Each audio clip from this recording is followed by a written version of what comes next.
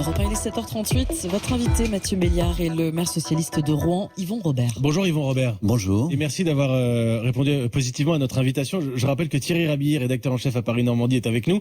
Enfin, c'est surtout nous qui sommes chez vous. Merci de nous accueillir.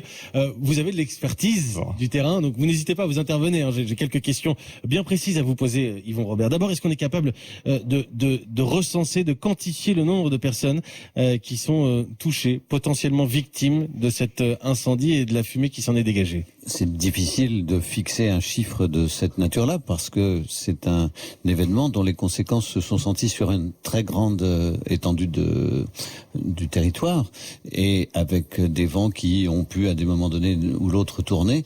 Et en plus, moi ce qui me frappe énormément dans tous les gens que je rencontre, c'est que le ressenti des personnes est extrêmement différent. Il y en a pour qui, je veux dire, c'est un jour comme les autres. Il y en a pour qui ils sont vraiment très très frappés. Et je sais aussi d'expérience que l'angoisse ne se maîtrise pas.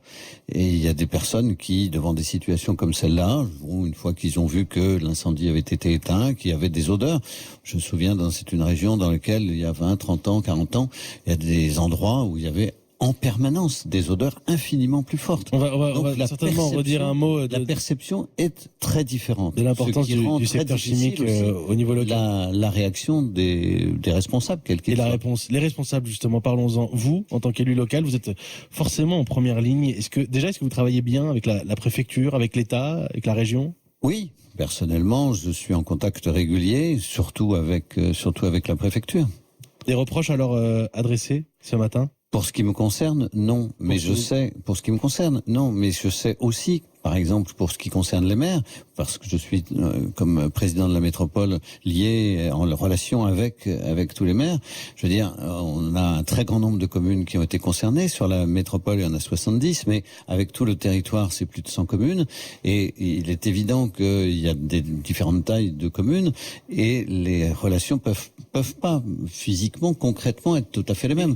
Moi, dès le jeudi matin, il y avait un agent de Rouen spécialisé sur tous les problèmes de sécurité en tout genre, qui était dans l'équipe préfectorale.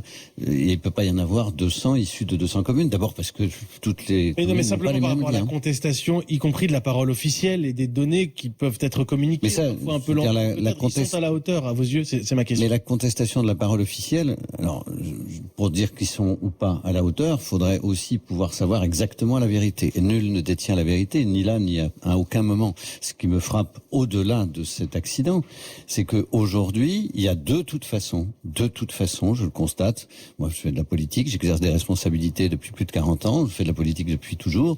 Et ce qui me frappe, c'est vraiment la différence qui est portée par nos concitoyens, notamment avec, je veux dire, la réalité des réseaux sociaux. Chacun peut parler, peut dire. Il y en a qui disent absolument ce qu'ils ressentent vraiment. Il y en a d'autres, sans doute, qui... La réaction des habitants inquiets, ceux qui manifestaient par exemple hier 4000 dans votre ville, c'est une réaction exagérée? Je ne sais pas si elle est exagérée. Elle peut être comprise, elle peut être compréhensible. Yvon Robert, on a beaucoup parlé des agriculteurs qui ont été impactés en première ligne ce matin, et la rédaction d'Europe 1 a travaillé sur le terrain rouennais. On se rend compte que les commerçants ont un réel problème. Certains parlent d'une perte d'un tiers du chiffre d'affaires. Aujourd'hui, il y a une crise entre guillemets qui s'annonce pour ces commerçants de centre-ville qui voient leur terrasse se vider, leur commerce ne plus faire recette.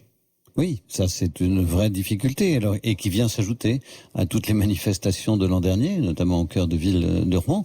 Moi je suis, comme tous les dimanches, je suis allé faire mes courses dimanche matin à 8h. Je le fais toujours à cette heure-là. Et je veux dire, le commerçant auprès de qui j'achète des fruits et légumes, je veux dire, me disait hier, il a eu à peu près un tiers de moins que d'habitude. Donc c'est vraiment extrêmement angoissant. Est-ce qu'il va falloir les aider aussi, comme on a annoncé des aides pour les agriculteurs? On va attendre de voir comment ce sera versé exactement et dans quel délai. Est-ce qu'il faut les aider, les commerçants aujourd'hui du cœur de ville rouennais? En tout cas, faut les écouter, faut entendre, faut demander un état des lieux de ce qui leur est arrivé. La question, est-ce que ça va durer un week-end, 2 week-ends, 3 week-ends? Est-ce que ça va durer cette méfiance? Est-ce qu'elle va durer longtemps ou pas? Et là, c'est évident que plus le nettoyage ira vite dans l'usine, plus les odeurs disparaîtront, plus ça sera compris par tous les gens. Cet écoquartier qui doit être livré dans 2 ans, 2500 logements, à 1 kilomètre du site Lubrizol, honnêtement, ce matin, est-ce qu'il est encore tenable ce plan? Alors attendez, je veux dire, rien que dans ce que vous venez de dire, je veux dire, c'est Dites-moi. pas possible de l'entendre comme cela. Le quartier qui va être livré dans 2 ans, 2500 logements, il y aura bien entendu pas 2500 Les premiers logements dans doivent 2 être ans. livrés dans 2 ans.